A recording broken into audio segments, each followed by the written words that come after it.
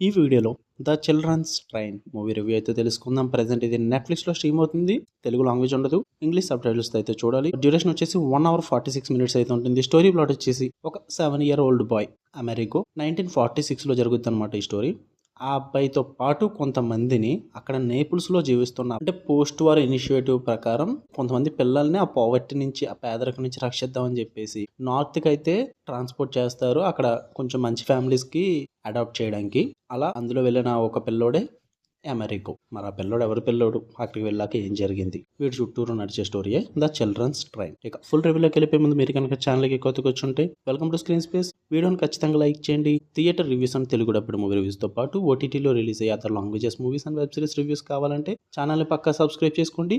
And movies and web series suggestions కావాలంటే ఛానల్‌లో ప్లేలిస్టులు ఉంటాయి. ఒకసారి చెక్ చేయండి, మీకు అర్థమవుద్ది. ఇక ఈ మూవీ విషయానికి వచ్చేస్తే అంతకేం వర్కౌట్ అవ్వలేదు భయ్య. ఇట్స్ యాక్చువల్లీ మంచి ఎమోషనల్ డ్రామా మూవీ అనమాట.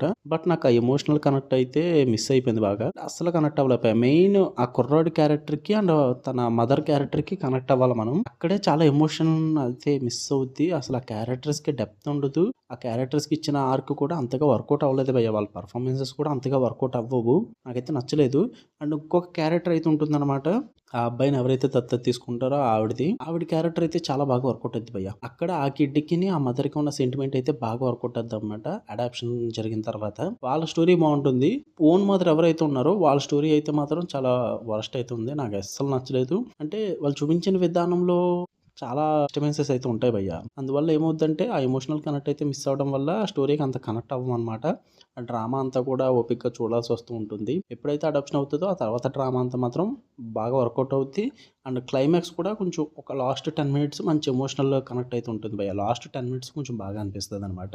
ఇంత మూవీ చూసినందుకు సరే కనీసం ఏదో హ్యాపీ ఎండింగ్ అన్న ఉందలే అన్న ఫీల్ అయితే ఉంటుంది తప్ప సాటిస్ఫాక్షన్ అయితే ఉండదు మూవీ అంతా చూసినందుకు. అందువల్ల నాకు అంతగా ఏం వర్కౌట్ అవ్వలేదు. ఒకవేళ మీరు చూద్దాం అనుకుంటే నెట్‌ఫ్లిక్స్‌లో ఉంది. తెలుగు డబ్బింగ్ ఉండదు.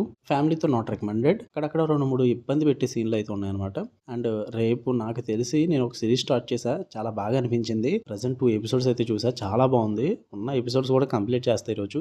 వస్తే పక్కా మంచి రికమెండేషన్‌తో వస్తా వెబ్ సిరీస్‌ది. ఛానల్‌ని పక్కా సబ్స్క్రైబ్ చేసుకోండి. వీడియోని ఖచ్చితంగా లైక్ చేయండి అండ్ షేర్ చేయండి. Love you all. బై.